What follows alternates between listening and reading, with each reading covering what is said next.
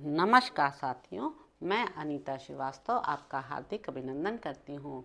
महर्षि वेदव्यास द्वारा रचित महाभारत के 102वें अध्याय में आज का प्रसंग है भीष्म के द्वारा स्वयंवर से काशीराज की कन्याओं का हरण, युद्ध में सब राजाओं तथा शाल्व की पराजय, अंबिका और अंबालिका के साथ विचित्रवीर का विवाह तथा निधन।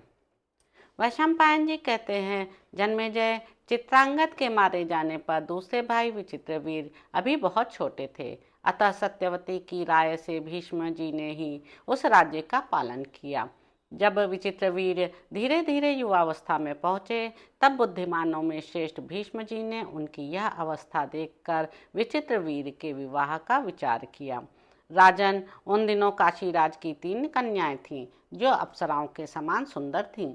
भीष्म जी ने सुना कि वे तीनों कन्याएं साथ ही स्वयंवर सभा में पति का वरण करने वाली हैं। तब माता सत्यवती की आज्ञा ले रथियों में श्रेष्ठ शत्रु विजयी भीष्म एकमात्र रथ के साथ वाराणसीपुरी को गए।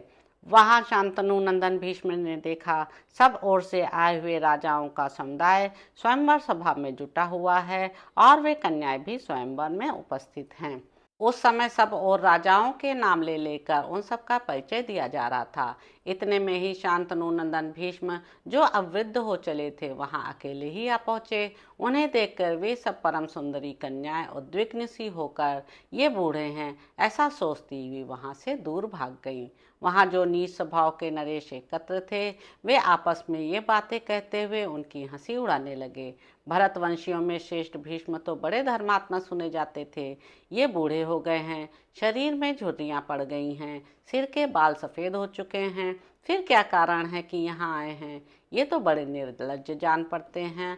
अपनी प्रतिज्ञा झूठी करके ये लोगों में क्या कहेंगे, कैसे मुंह दिखाएंगे? भूमंडल में व्यर्थ ही ये बात फैल गई है कि भीष्म जी ब्रह्मचारी हैं। वैशंपायन जी कहते हैं, जन्मेजय, क्षत्रियों की ये बातें सुनकर भीष्म अत्यंत कुपित हो उठे।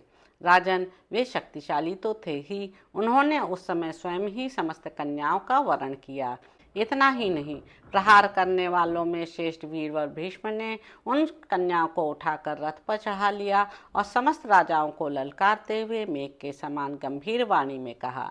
विद्वानों ने कन्या को यथाशक्ति वस्त्राभूषणों से विभूषित करके गुणवान वर को बुलाकर उसे कुछ देने के साथ ही कन्यादान करना उत्तम बताया है।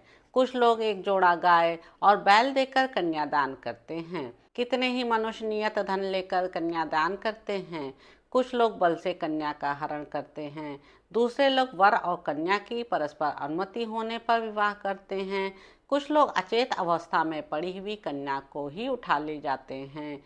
कुछ लोग वर और कन्या को एकत्र करके स्वयं ही उनसे प्रतिज्ञा कराते हैं कि हम दोनों गृहस्थ धर्म का पालन करेंगे।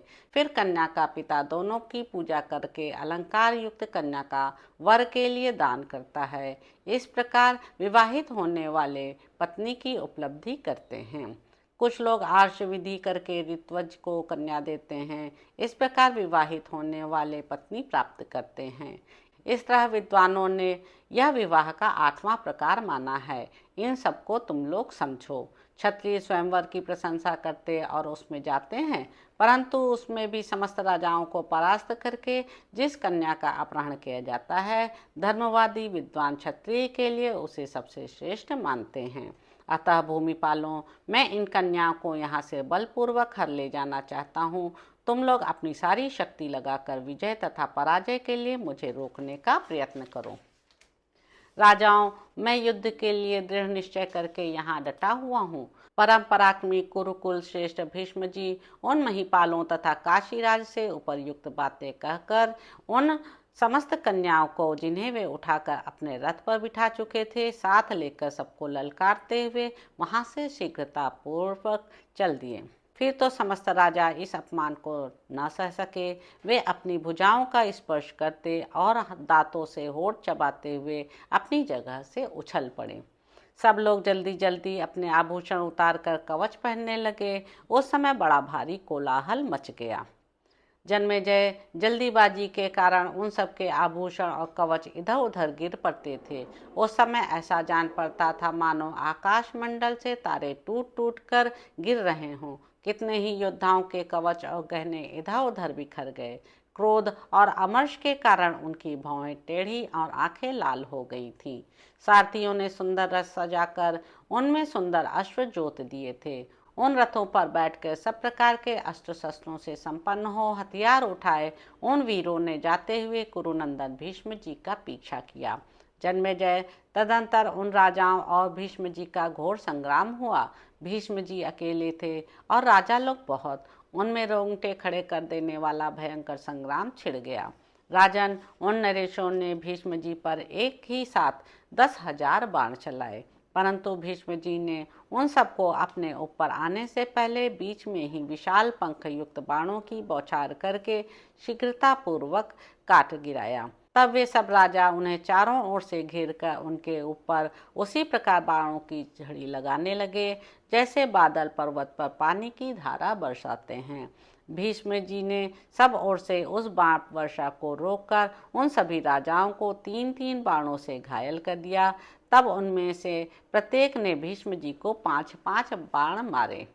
फिर भीष्म जी ने भी अपना पराक्रम प्रकट करते हुए प्रत्येक योद्धा को 2-2 बाणों से बींध डाला।